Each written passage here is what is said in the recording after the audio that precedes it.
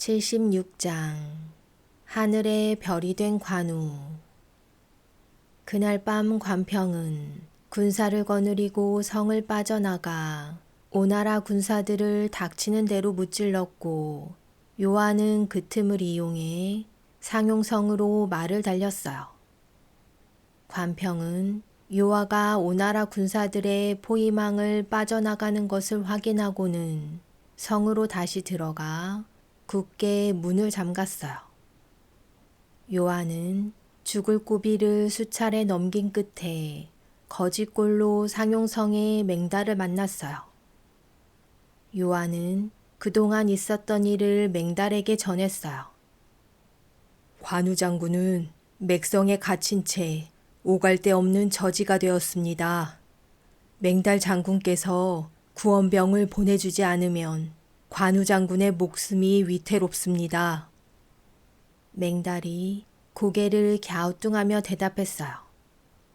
오나라 군사는 씩씩하고 용감하여 형주 땅의 모든 마을을 점령했으며, 들리는 소문에 의하면 조조도 직접 군사 50만 명을 거느리고 저들어 오고 있다고 하오.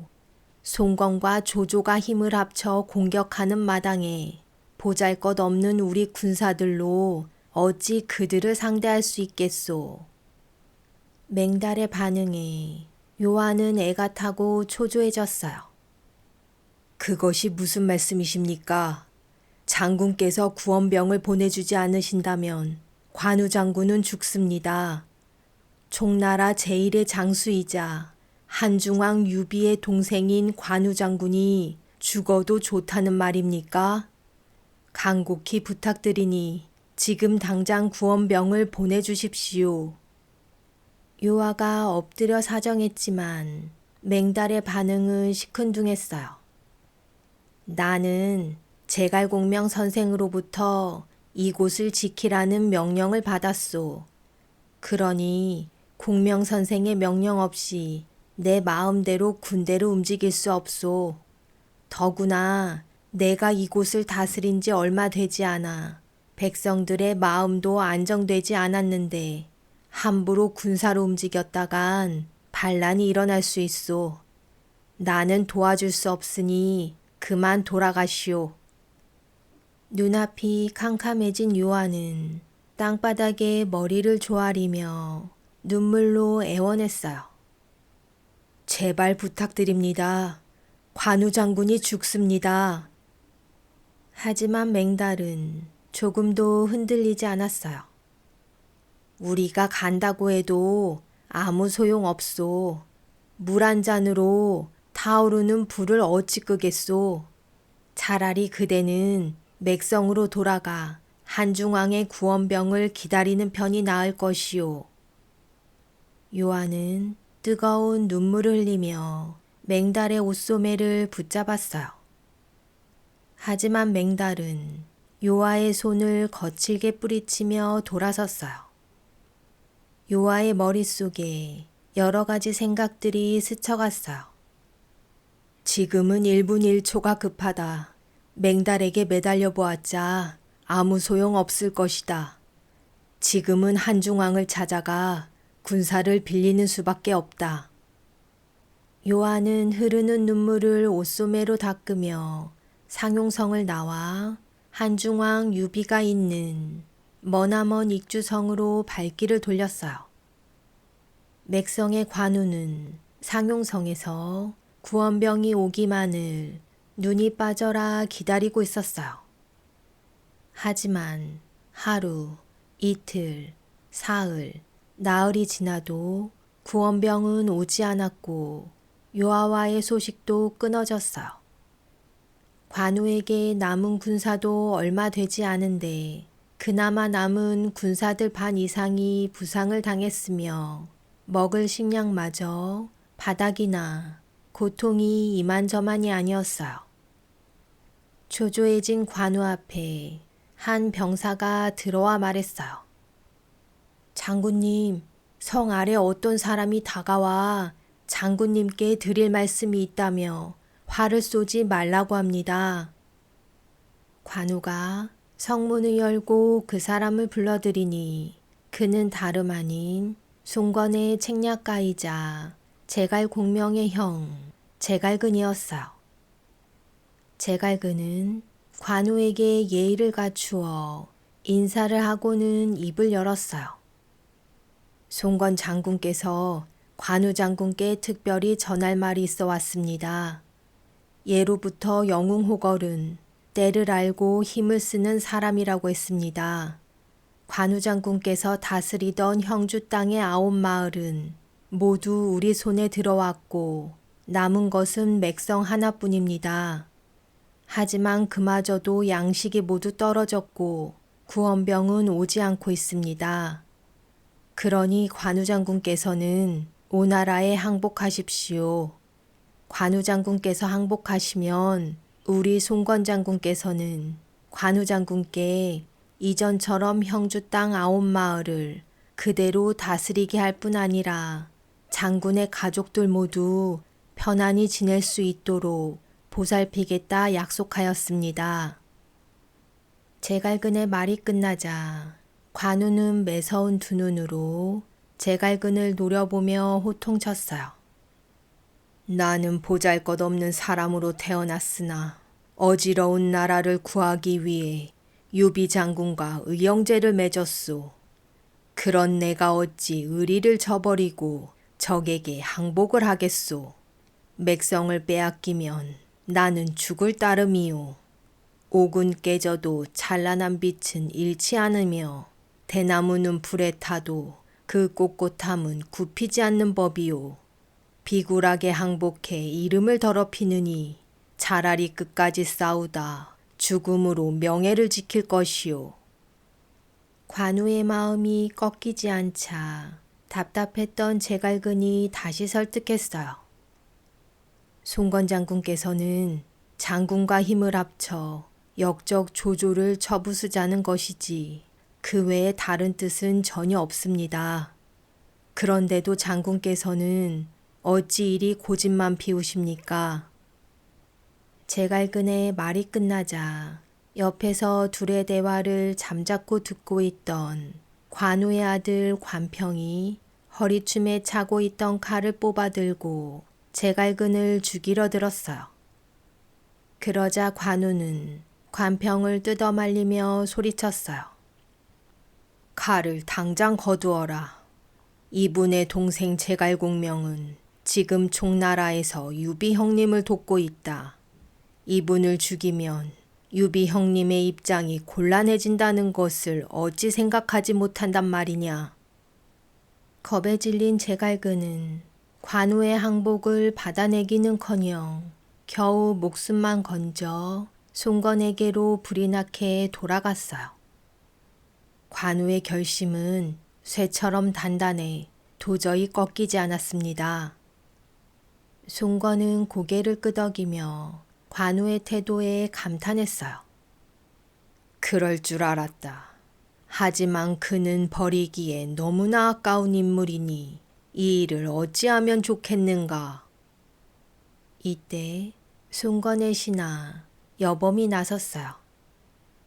제가 점을 쳐 앞으로의 일을 알아보겠습니다. 여범은 나뭇가지가 든 통을 흔들어 점괘를 뽑았어요. 그 점괘는 강력한 적이 멀리 달아난다였어요. 송건이 점괘를 보고는 여몽에게 물었어요. 지금 강력한 적이라면 관우밖에 없는데 관우가 달아난다면 그를 사로잡아야 하지 않겠소. 그러자 여몽이 씩 웃으며 대답했어요. 맞습니다. 제 아무리 관우가 용맹하다고 하나 이번에는 제가 쳐놓은 그물에서 빠져나가지 못할 것입니다.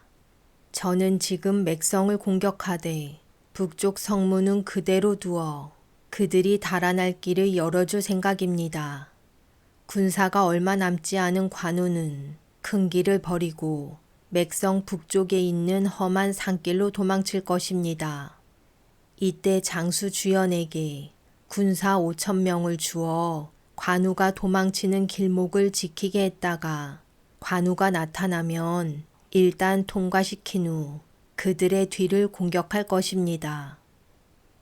여몽의 대답에 송건이 호기심 가득한 눈으로 되물었어요. 아니 왜 바로 공격하지 않고 통과시킨 다음 공격하는가? 여몽이 대답했어요. 그들의 뒤를 공격하면 군사수가 적은 관우는 반드시 임저 땅으로 달아날 것입니다. 그때 장수 반장으로 하여금 군사 500명을 거느리고 임저의 산골짜기 깊숙한 곳에 숨어 있다 공격한다면 관우를 사로잡을 수 있습니다. 여몽의 말을 들은 송건은 크게 기뻐하며 그 즉시 주영과 반장에게 군사를 주었어요.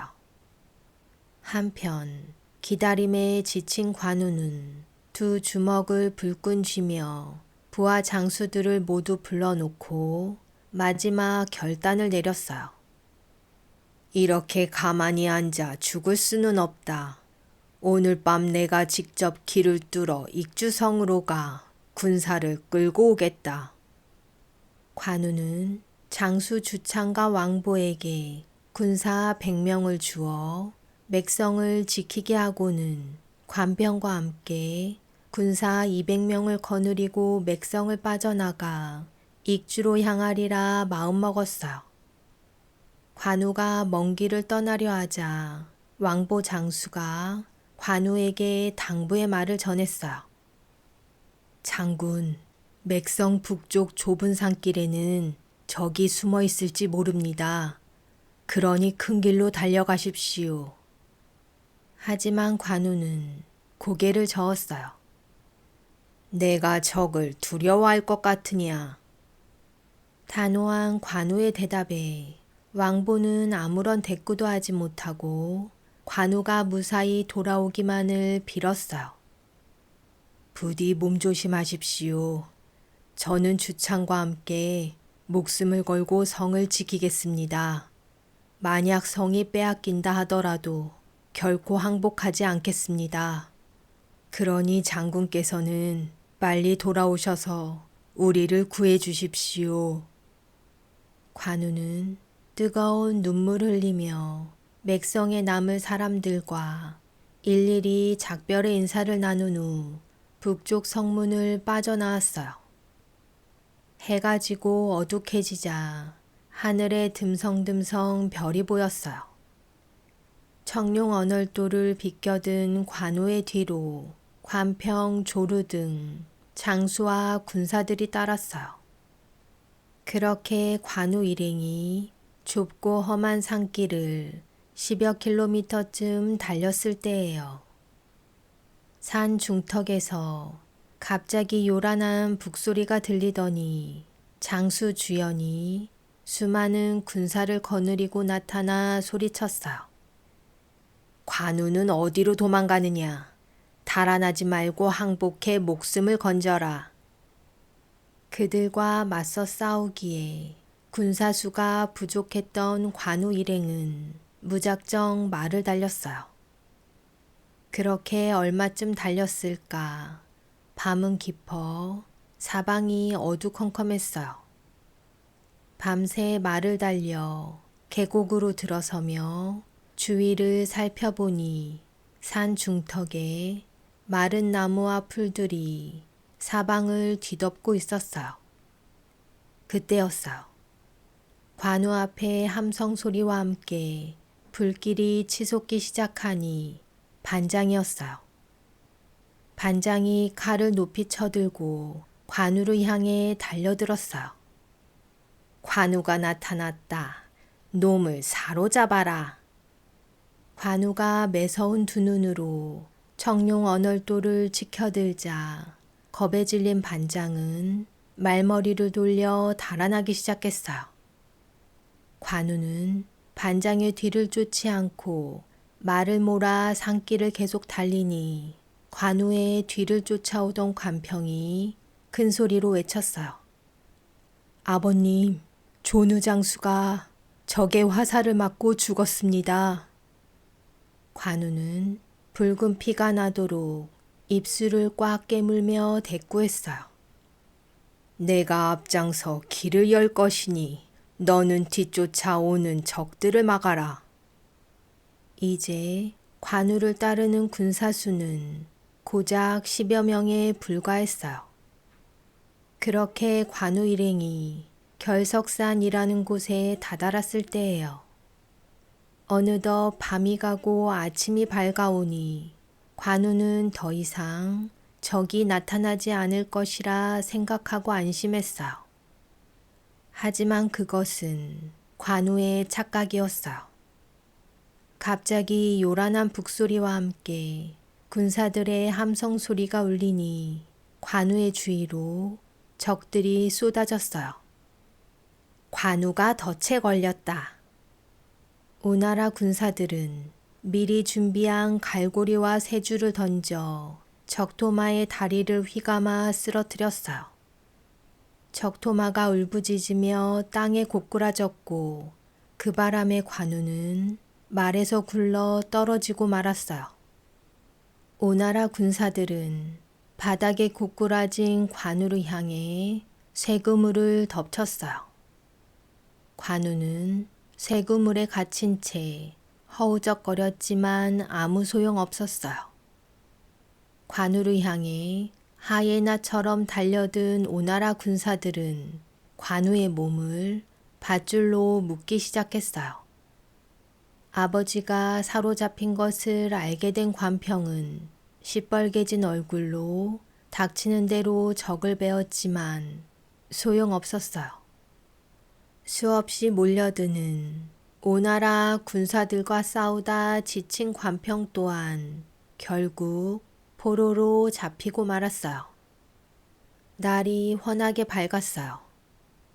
밧줄에 온몸이 꽁꽁 묶인 채 끌려 나온 관우를 향해 송건이 입을 열었어요.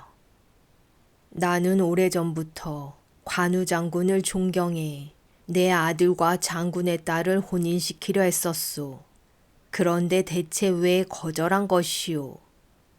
송건의 말에도 관우는 아무런 대꾸 없이 하늘만 쳐다보고 있었어요. 송건이 말을 이었어요. 그대는 세상이 모두 다 아는 천하 제일의 장수인데 어찌하여 나에게 사로잡히는 신세가 되었소. 그것은 모두 유비가 구원병을 보내주지 않았기 때문이오.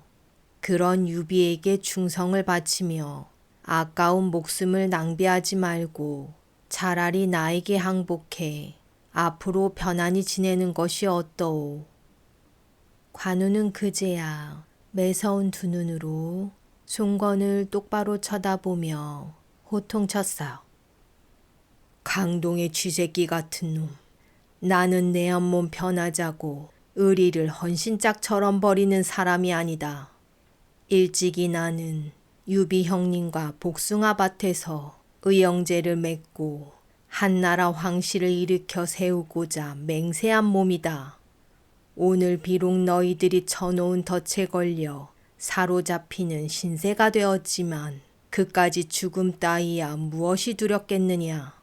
다만 안타까운 것은 끝까지 유비 형님을 도와 어지러운 나라를 구하지 못하고 죽는 것이 한이 될 뿐이다.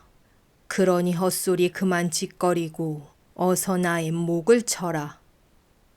관우가 바위처럼 흔들림 없이 꿋꿋이 선 채 꿈쩍도 하지 않자 송건은 당황스러웠어요. 송건이 신하들에게 물었어요. 관우는 천하의 영웅호걸이다. 나는 관우를 오래전부터 사랑하여 나의 부하로 만들고 싶은데 무슨 좋은 수가 없겠는가. 송건의 물음에 한 신하가 대답했어요. 없습니다. 모두 헛수고일 뿐입니다. 지난날 조조도 관우를 자신의 부하로 만들려고 모든 방법을 써보았지만 관우는 끝내 조조를 버리고 유비에게로 돌아갔습니다. 관우는 어떤 유혹에도 흔들릴 사람이 아니니 단념하십시오. 송건은 하늘을 보며 길게 한숨을 뱉어냈어요. 그렇다면 이 일을 어찌하면 좋은가? 죽이자니 아깝고 그렇다고 살려둘 수도 없으니. 송건이 두 눈을 감고 깊은 생각에 잠기자 신하가 나섰어요. 죽이셔야 합니다. 관우를 살려두면 훗날 반드시 우리에게 큰 해를 끼칠 것입니다. 조조를 보십시오.